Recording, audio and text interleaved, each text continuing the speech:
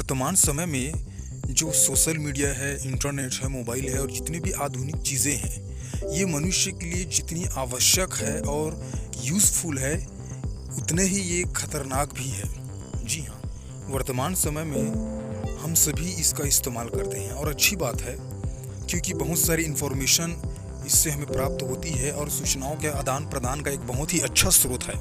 इसके साथ ही साथ और भी बहुत सारे एडवांटेजेस हैं जो इसके विषय में पाई जाती हैं, परंतु जिस प्रकार से हर चीज़ के दो पहलू होते हैं, उसी रीति से इस पर भी ये बातें लागू होती हैं। जिस प्रकार से इसके एडवांटेजेस हैं, उसी प्रकार से इसके बहुत सारे डिसएडवांटेजेस भी हैं। ये जितनी भी आधुनिक चीज़ें हैं, ये मानव जाति के लिए जितना आवश्यक है और यूज़फुल है, उतना ही खतरनाक भी है। जैसे कि एक कहावत है कि हर चीज़ की एक लिमिट होती है और लिमिट के अंतर्गत यदि हम उसका इस्तेमाल करते हैं तो ये हमारे लिए उचित होता है, सही होता है, परंतु यदि हम उस दायरे को क्रॉस करते हैं तो ये हमारे लिए क्षति और हानि और नुकसान का कारण बनता है। और यही टर्म्स और कंडीशन इन पर भी अप्लाई होती है, बल्कि इन्हीं पर नहीं बल्कि हर एक चीज़ों पर।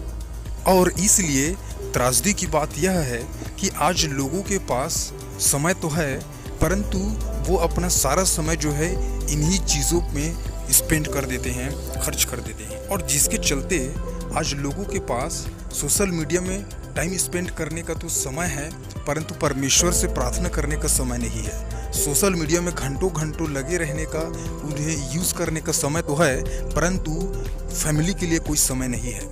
मोबाइल, इंटरनेट और सोशल मीडिया के लिए आज लोगों के पास टाइम तो है, परंतु खुद के लिए कोई समय नहीं है।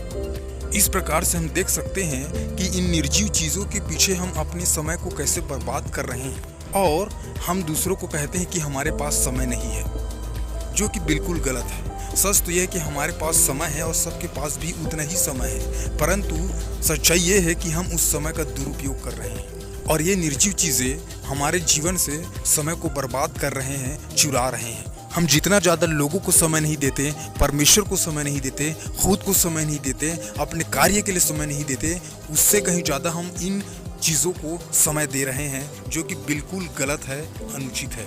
मेरे प्रियो, इनका इस्तेमाल करना अच्छी बात है, परंतु एक समय और सीमा तक ही इस पर ध्यान दें और इसका इस्तेमाल करें। पौलुस कहता है कि सब बातें मेरे लिए उचित है, परंतु सबसे लाभ नहीं। सब बातें मेरे लिए उचित तो है, परंतु मैं किसी के अधीन नहीं रहूंगा। आज आधुनिक चीज़ों के अधीन हो चुके हैं, गुलाम बन चुके हैं। मोबाइल, इंटरनेट, सोशल मीडिया जैसे आधुनिक चीज़ों के गुलाम बन गए हैं। किसी ने कहा है कि science is the good teacher but bad servant. जी हाँ, यदि हम इसका सही इस्तेमाल करते हैं तो ये हमारे लिए बहुत ही अच्छा है, परंतु यदि हम इसका गलत इस्तेमाल करते हैं तो ये उतने ही हमारे लिए खतरनाक है। देखिए, वैसे कोई भी चीज़ अपने आप से गलत नहीं होती, अपने आप में गलत नहीं होती, परंतु हम उसको कैसे यूज़ करते हैं ये इस बात पर निर्भर करता है। और साइंस के अनुसार क्या आपको पता है कि ये चीज़ें जो है मनुष्य के लिए डिप्रेशन और स्ट्रेस का कारण बनती है। जी हाँ, आज लोगों के मनों में शांति नहीं है, लोग विचलित है, परेशान है, डिप्रेशन में रहते हैं। क्यों? इसकी सबसे बड़ी वजह यही है कि वे परमेश्वर को समय देने के बजाय, फैमिली को समय देने के बजाय इन चीज़ों पर अधिक ज़्यादा समय व्यतीत करते हैं, जो कि उनके लिए हानिकारक है।